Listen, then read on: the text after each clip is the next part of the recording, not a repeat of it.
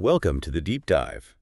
Ever stop and think about how websites, all those online services we use, just keep working, even when there's like a cyber attack or maybe just a simple power cut? It's something we definitely take for granted, isn't it? Until it breaks. Totally. We rely on them being constantly available. So our mission today is to dig into this whole idea of digital resilience and recovery. Right. We've been looking at a whole bunch of stuff: security architecture blueprints, different platform strategies, cloud systems, how they keep operations going. And the plan is to pull out the really key ideas, right? Explain how these systems are built to, well, take a hit and get back up fast, but, without drowning everyone in tech jargon. Maybe even make it fun. That's the goal. Think of it as uncovering the hidden engineering that keeps our digital world spinning. We want to give you a clear understanding of the main strategies involved. Okay, cool. Digital superheroes. I like it. So where do we start? Let's kick off with high availability. Sounds important, obviously, but what does it really mean? Yeah, it's a fundamental concept. High availability, or HA, is all about designing systems so they just keep running continuously. The aim is minimal, ideally zero, downtime. Even if something breaks or it gets attacked. Exactly. It's like planning for failure. Think of multiple roads leading to the same town. If one road gets blocked by an accident, traffic can just divert to the others. HA systems work on a similar principle. Okay, so it's proactive design, not just reacting when things go boom. Now, I've definitely heard the term network load balancers. Are they like digital traffic police? That's actually a really good analogy. Imagine a website suddenly gets swamped, everyone trying to get concert tickets at once, right? Yeah. The dreaded virtual queue. Right. Without a load balancer, that single server trying to handle everything would just melt down. Right. The load balancer steps in, like your traffic cop, and directs incoming requests across multiple servers. Ah, okay, so it spreads the load. Precisely. And it's smart about it. It usually sends the traffic to the servers that are, less busy at that moment. This stops any one server getting overloaded and, bonus, helps your web pages load faster. Makes sense. Keeps everything flowing smoothly. Our sources mentioned a specific technique called least utilized host. How does the load balancer know who's slacking off? Well, it's constantly monitoring the workload on all the servers it manages. Least utilized host is just one common way it decides. It checks, say, how many active connections each server has. So it looks at the numbers. Yeah. There was that example, figure 13.1. Server 1 had 200 requests, server 2 had 100, server 3 only 50, and server 4 was offline completely. Okay. So the load balancer sees server 3 is the least busy, the least utilized, and sends the next new visitor there.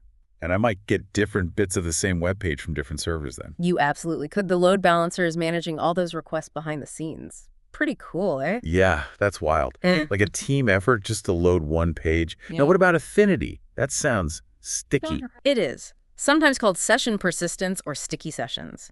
With affinity, the load balancer tries to send all requests from you during your current visit to the same back-end server. Why would it do that? Why not spread my requests around too? Think about online shopping. You put stuff in your cart, right? That shopping cart info might be stored temporarily on the specific server you first connected to. So if my next click went to a different server. Exactly. That server wouldn't know what's in your cart. Affinity keeps you stuck to the server that holds your session data, usually identified by your IP address, for a smoother experience. Okay, got it. Like having a personal shopper server for my visit. Makes sense. Then there was DNS round robin. Sounds simpler, maybe too simple. It is simpler and, yeah, less sophisticated than a dedicated load balancer. DNS, the domain name system, is like the internet's phone book, turning website names into IP addresses. Yeah. With round robin, illustrated in figure 13.2, the DNS server just cycles through a list of IP addresses for the web servers. First request gets IP1, second gets IP2, third gets IP3, fourth goes back to IP1, and so on. So it just deals them out in order? Yep. It distributes the initial connections, but crucially, it has no idea if a server is actually working or if it's overloaded. It just keeps dealing out the IPs in rotation, blindly. Okay. So basic distribution, but no real intelligence about server health. Now, talking about setting up load balancers, the sources mentioned active-active versus active-passive. What's the difference there? Good question. This gets into how we build redundancy for the load balancers themselves. In an active-active setup, you have multiple load balancers, say 2 or more, and they're all working simultaneously, sharing the traffic, maybe caching stuff. Like multiple traffic cops on duty at the same intersection. Kind of. The benefit is you have more capacity handling the load. The downside is if one active load balancer fails, the others have to suddenly pick up its share. Since they were already active, this can cause a temporary performance dip. Okay, so they share the work, but failure can still cause a wobble. What about active-passive? Active-passive is different. You have one main active load balancer doing all the work. Then you have one or more passive load balancers just sitting there on standby, Just waiting. waiting and watching. They constantly monitor the active one. If the active one hiccups or fails, a passive one instantly takes over the job. It's designed for very fast, seamless failover. Ah, so it's like having an understudy ready in the wings, knowing all the lines. Yeah. Sounds like it might minimize downtime better. Generally, yes. It often provides higher reliability because the passive unit is fresh and ready, not already handling traffic when it takes over. Okay, interesting trade-offs. So load balancing spreads requests. What about clustering? The source said that's different. How so? Yeah, it's a different concept. Clustering isn't just about distributing traffic to servers, it's about making multiple servers work together as if they were a single, more powerful system. Okay, so grouping them into a team. Exactly. Think of linking computers together to act like one big one. And there are specific bits and pieces that make up a cluster infrastructure. All right, break it down for us. What are the key components? Okay, first, you often have an active-passive node configuration. Similar idea to the load balancers. One server node is actively handling stuff, others are passive, ready to take over. Nodes being the servers in the cluster. Correct. And users connect to the cluster through a single shared address called a virtual IP, or VIP. On the back end, the nodes usually share access to something called a quorum disk. Quorum disk, what's that for? Sounds official. It kind of is. It's a shared storage area. All the nodes in the cluster can see it and write to it. It holds critical configuration data and helps the cluster agree on its status, like which node should be active. It acts as a neutral arbiter. Like a shared whiteboard everyone agrees on. Okay. What about a witness server? Another referee. Pretty much. The witness server is another independent system that helps the cluster figure things out, especially if the main nodes lose communication with each other. It provides an extra vote, if you will, to prevent a nasty situation called split brain. Split brain. That sounds bad. It is. That's where both the active and passive nodes mistakenly think they should be the active one because they can't talk to each other. A witness helps break that tie and ensure only one node is truly active. Keeps things unified, and heartbeat communication. Sounds vital. It absolutely is.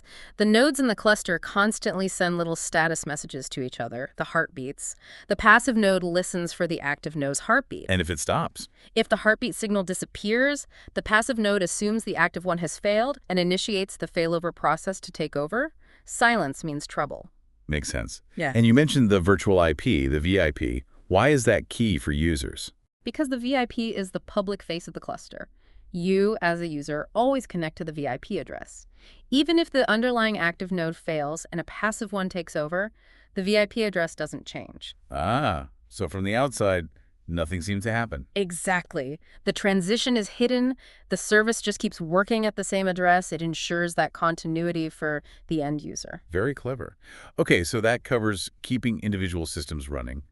But what if the whole building has a problem, like a fire or a flood? The source mentioned site considerations. Right. This moves us into broader disaster recovery and business continuity. What happens if your entire primary data center goes offline? That's where recovery sites come in. Backup locations, basically. Essentially, yes. And they typically come in three main flavors: hot, warm, and cold sites. Hot, warm, cold. Okay, walk me through those temperatures. What's a hot site? A hot site is like a perfect mirror of your primary data center. It's fully equipped, has all the hardware, software, and crucially, near real-time copies of your data being constantly sent over. Staff might even be on standby. So if the main site goes down. You can switch over to the hot site almost immediately. It offers the fastest recovery time, but it's also the most expensive to maintain. Though cloud-based hot sites are making this more accessible. Okay, instant readiness, high cost. Makes sense. What about a warm site? Lukewarm recovery. Something like that. A warm site also has the necessary infrastructure, hardware, network connections. But the data isn't replicated in real time. It might be restored from backups periodically, maybe every few hours. So there's a delay. Yeah, there'll be a delay while you restore the most recent data and get everything fully synced up. It's a balance: faster than cold, cheaper than hot. You might lose a few hours of data, potentially. Infrastructure ready, data needs catching up. And the cold site. Sounds like starting from scratch. Pretty much. A cold site is often just an empty room or building with basic utilities, power, cooling, maybe some network cabling. But no servers, no data, no staff assigned. So if you need it. You have to ship in all the equipment, install it, configure it, restore your data from backups. It takes a significant amount of time. Days, maybe even weeks. It's the cheapest option up front, but means the longest downtime. Okay, empty shell, lowest cost, longest recovery. Right. The source also brought up geographic dispersion, just putting these sites far apart. That's the core idea. Strategically locating your primary and recovery sites, or even different parts of your active infrastructure, in geographically separate areas. Why? To avoid, like, a single hurricane taking out everything. Exactly. Or an earthquake, a major power grid failure, any large-scale regional disaster. If your sites are hundreds or thousands of miles apart, it's highly unlikely a single event will impact both. It reduces that single point of failure risk. Don't put all your data eggs in one geographic basket. Makes sense. Let's switch to the cloud now. Cloud data replication. How does keeping copies work up there? Right, so cloud providers offer various ways to automatically replicate your data for safety. It's about creating and maintaining copies in different locations within their massive infrastructure. They talk about regions and availability zones. Zones within regions. Yeah, think of a region as a specific geographic area, like US East.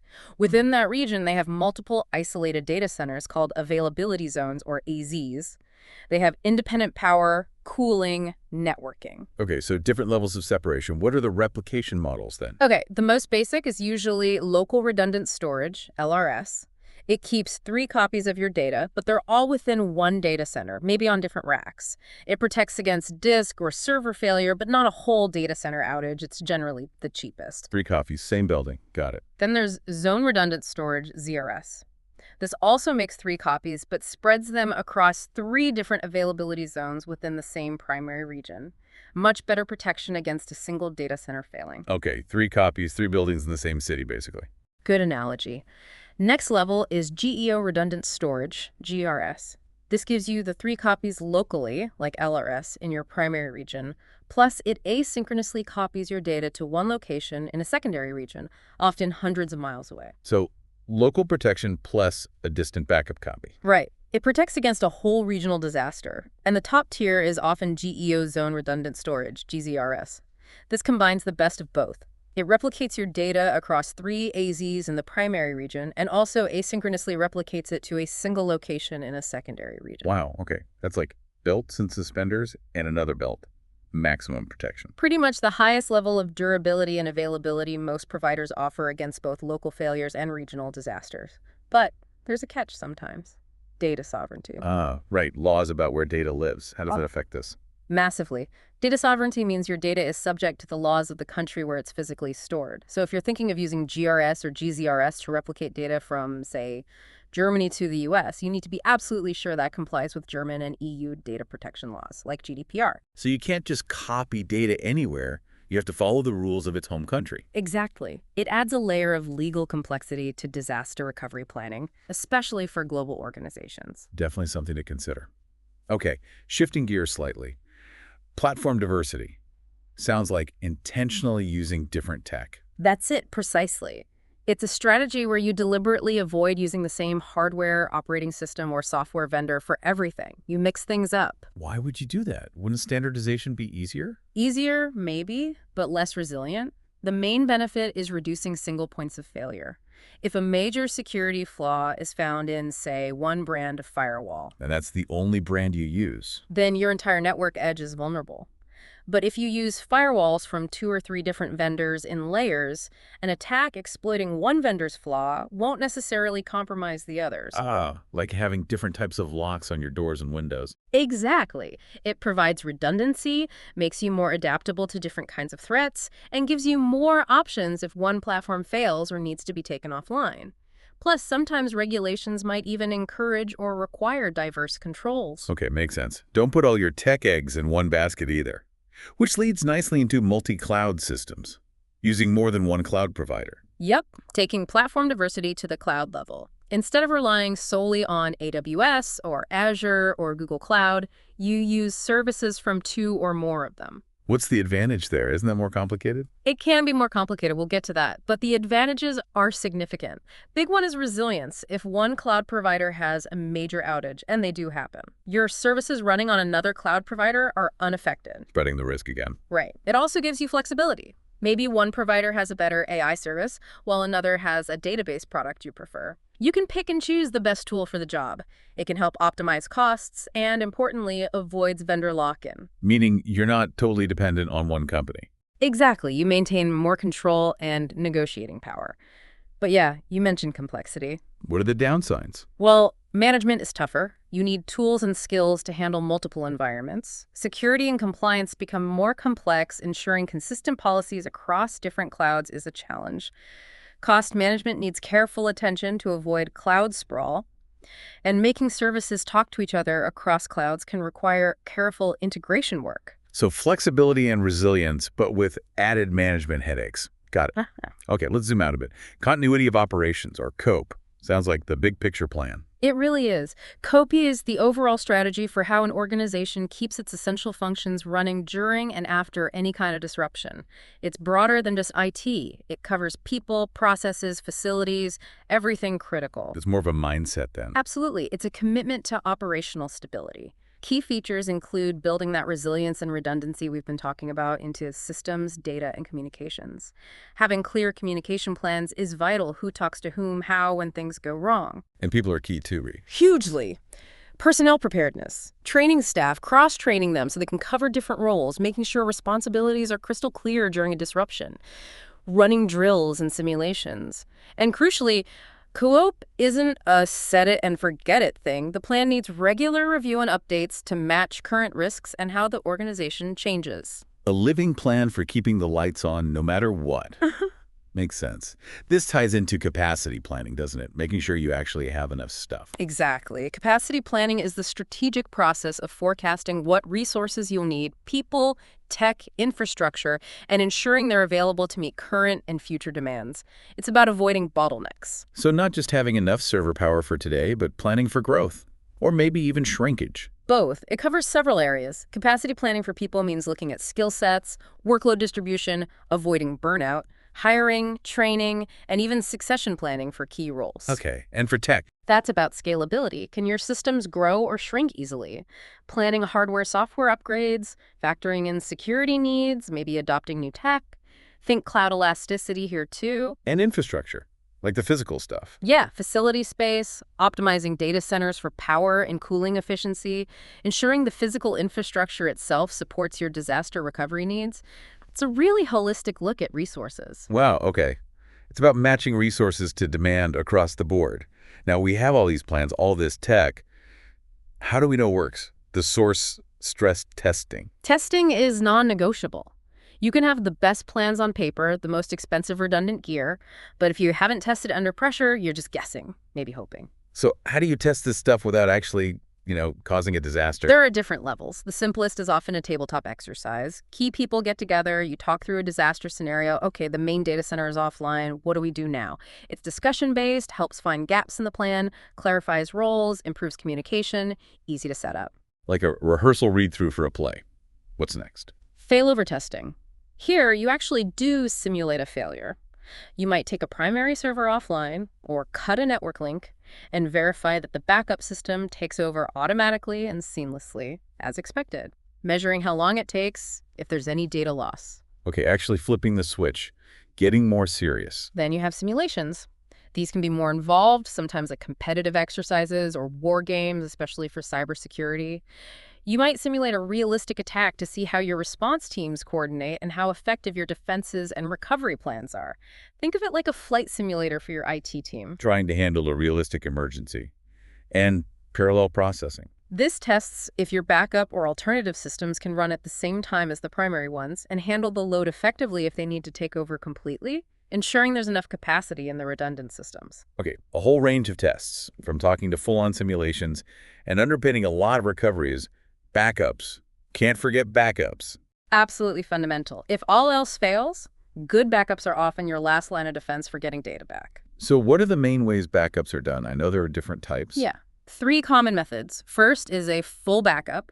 Simple concept. Copy everything. It uses the most storage and takes the longest, but restoring is straightforward. You just restore that one full backup set, often done less frequently, maybe weekly. The whole shebang. Okay. Second is an incremental backup. This only backs up the files that have changed since the last backup, whether that last backup was full or another incremental. Saves a lot of storage space and is faster to run. But restoring is harder. More complex, yeah. To get a full restore, you need the last full backup plus all the incremental backups taken since then, in the correct order. More tapes or files to manage. Okay. And the third type, differential. A differential backup backs up all the files that have changed since the last full backup. So each differential gets progressively larger until the next full backup. It uses more space than incremental, but less than full. And restoring. Simpler than incremental, you only need the last full backup and the latest differential backup. A good middle ground for some situations. Full incremental differential. Got it. What else is important about backups? Several things. On-site versus off-site. You want backups locally, on-site for quick restores of maybe accidentally deleted files. But you need off-site backups to protect against fire, flood, theft, something that affects your whole building. And the offsite location needs to be safe too, right? Different power grid. Ideally, yes. Secure, maybe geographically separate. And you need good processes for labeling, storing, and retrieving those off-site backups. Frequency is key too. How often do you back up? That determines your maximum potential data loss. Daily. Hourly. Depends on the data. Exactly. How much data can you afford to lose? Encryption is vital, especially for offsite or cloud backups. If that backup tape or file gets lost or stolen, encryption ensures the data is useless without the key. Good point. What about snapshots? Snapshots are usually associated with virtual machines or storage systems. They capture the state of a system at a specific moment in time, including disk data and sometimes even memory state. They allow for very fast rollbacks to that point. Great for recovering quickly from a bad software update, for instance. Quicker than restoring a full backup. Often, yes, for that specific purpose. Recovery itself is the whole point. You need a documented, tested plan for actually restoring data from whichever backup type you use. Backups are useless if you can't restore them effectively. Right. Test your restores. Replication. Is that like backups? It's related but different. Replication usually means creating a live or near-live duplicate of your data in another location. Think back to those hot sites or some cloud storage options, like GZRS. It's about availability and fast failover, often more immediate than traditional backups. Okay, live copies. And finally, journaling. Sounds detailed. It is extremely detailed. Journaling systems meticulously record every single change made to files or data creations, edits, deletions, often with timestamps and user info. It creates a continuous log. Like a transaction log for files. Exactly. This allows for very precise point-in-time recovery. You can potentially restore the state of your data to any specific second. It's common in databases and email systems like Microsoft Exchange, where you might need to recover specific emails for compliance or legal reasons, sometimes even tracking individual messages using multiple journal mailboxes. Wow, ultimate granularity. Okay. One last crucial piece. Power. None of this works without electricity. The most fundamental dependency. Power resilience is critical. First line of defense against longer outages. Generators. Diesel or natural gas powered, they kick in when utility power fails, keeping essential systems running. Think hospitals, data centers. The big guns for long outages. What about short glitches? That's where the uninterruptible power supply, or UPS, comes in. Essentially a big battery. It provides instant short-term power the moment utility power flickers or drops. Enough time for generators to start up or for systems to shut down gracefully without crashing and losing data. Okay, the immediate buffer. And PDUs. Power distribution units. They just split the power. They do distribute power from the UPS or generator to individual servers and devices in a rack. But modern PDUs are much smarter. They often provide surge protection, filter out dirty power, protect against blackouts and brownouts, voltage drops, help balance the load across circuits, prevent overloads, and many allow remote monitoring and even switching individual outlets on-off. So power conditioners and smart splitters. Got it. Generators, UPS, PDUs, the power trifecta. Well, this has been a lot, but super insightful into keeping our digital world running. It really covers a wide range, doesn't it? From the high-level strategies like high availability and COOP down to the nuts and bolts of backups, replication, testing, power. It all fits together. Yeah, it's clear that resilience and recovery aren't afterthoughts. They have to be baked into the design from the start. It's not just about stopping attacks, but ensuring that continuity, that ability to keep going no matter what bumps appear in the road. Couldn't agree more. It's about planning for the inevitable and ensuring data integrity and business operations can survive. So here's something for you, our listeners, to chew on. Thinking about all these layers of protection, load balancing, clustering, hot sites, backups, testing, power, which strategy do you think is most often overlooked or maybe just underappreciated in the tech we use every day, either personally or at work? And what could be the consequences if that particular piece is neglected? Definitely some food for thought.